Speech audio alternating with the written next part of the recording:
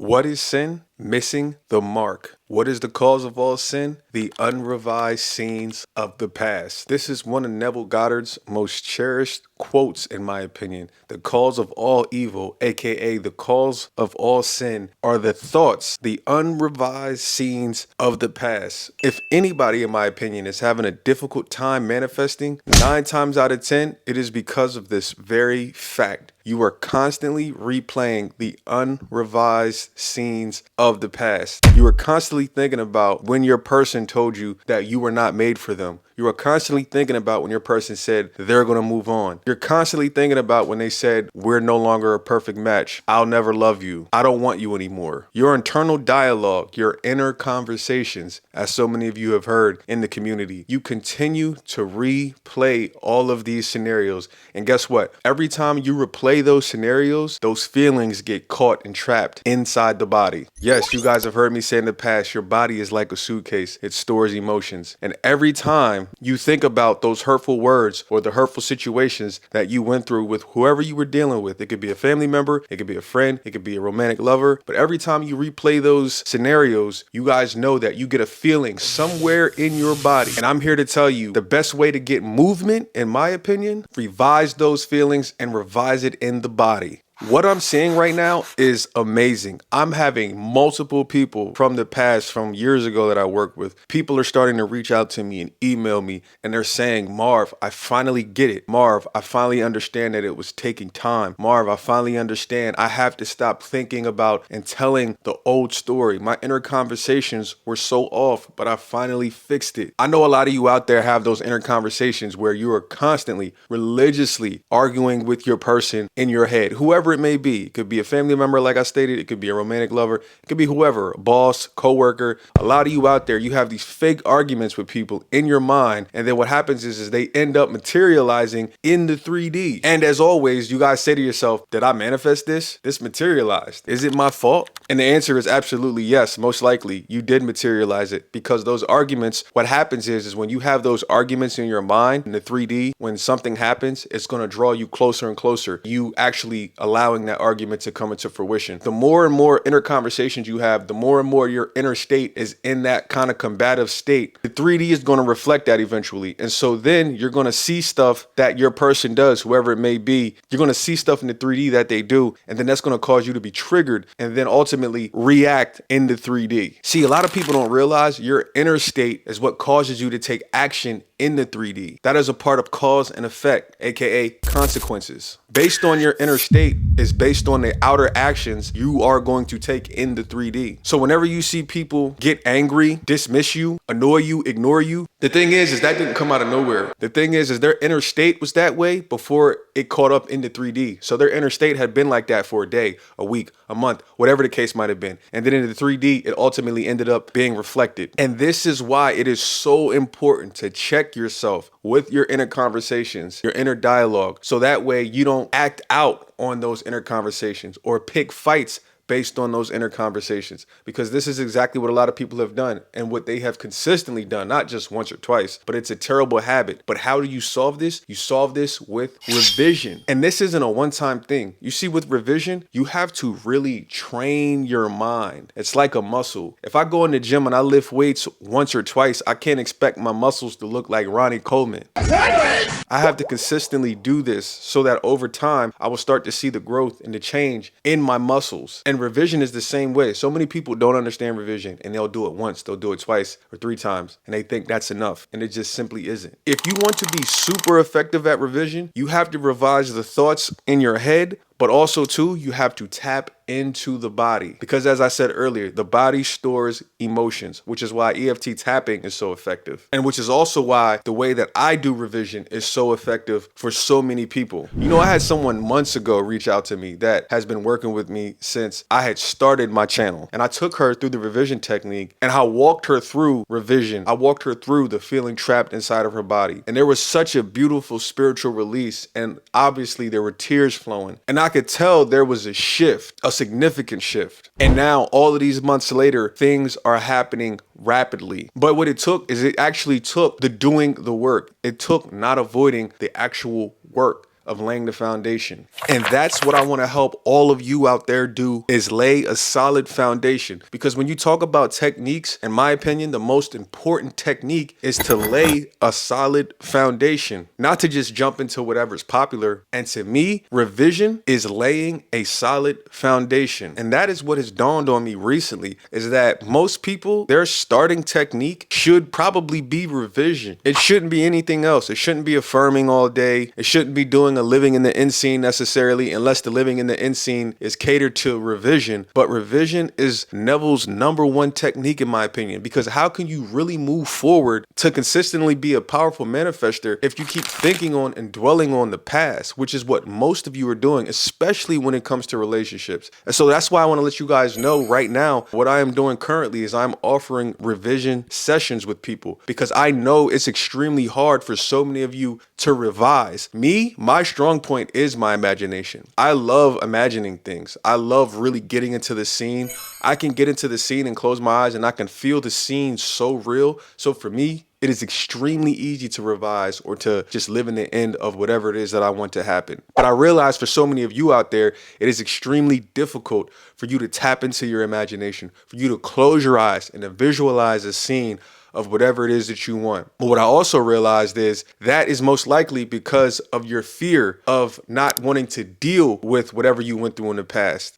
You not wanting to deal with whatever happened in your childhood. You not wanting to deal with what happened to you as a teenager or in your early adult years. You not facing that fear. And usually that's out of fear of rejection or fear of acceptance, meaning you don't accept yourself. You accept the false story that you're telling more than you accept yourself. You know, I was talking to someone recently and I told them, I said, the biggest problem right now, one of the biggest problems that you have is you don't trust yourself. You don't trust yourself because you continue to keep score. You continue to keep tabs on how many times you were wrong instead of keeping tabs and thinking about how many times you were right. Every time you think about the past, every time you close your eyes, you continue to think about how many times you got it wrong. You continue to think about how many times your family members were right and how many times you were wrong. But if you reverse engineer that and you start thinking about how many times you were actually right, because there's a bunch of times in your life you were actually right. You just discredit that because your doubt overpowers your faith and overpowers how many times you were right. Because we are conditioned to continuously think about the negative instead of dwelling on the positive. It's kind of like a content creator. A content creator could have 100 positive comments and then they see that one bad comment, and that one bad comment fucks with their head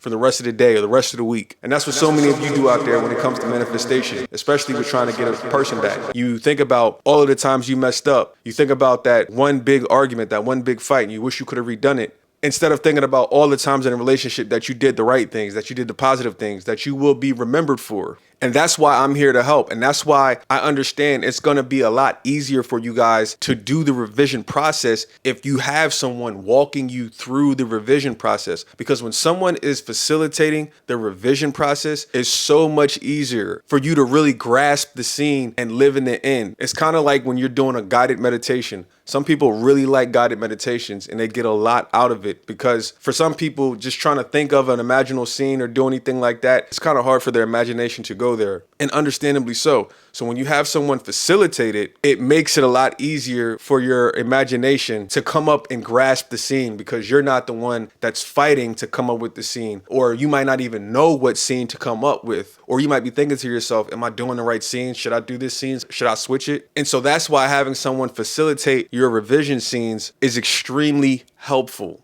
But what's even more helpful is when you don't just change the memories, you don't just change the thoughts about the past, but you change the internal energetic connection that you have attached to the past. That's where the magic happens. Because a lot of you don't realize your Achilles heel is when you continuously think about the past and you think about those feelings, because when you go through something traumatic, you have a feeling attached to that. And so every day, every week, every month that passes, most of you unconsciously hold on to those feelings and you don't change the energetic connection about that situation that happened. You might get better with the mental thoughts about it, but you don't necessarily get better with how you feel about it. And as Neville always says, what really matters is how you feel. Just like when you say affirmations, what really matters a lot of times is how you feel about the affirmations that gets the results. What matters is how you feel about revision, how you feel about living in the end, doing your sat scene. And that's why doing revision, how I do it, is so powerful, because I don't just tap into the mind.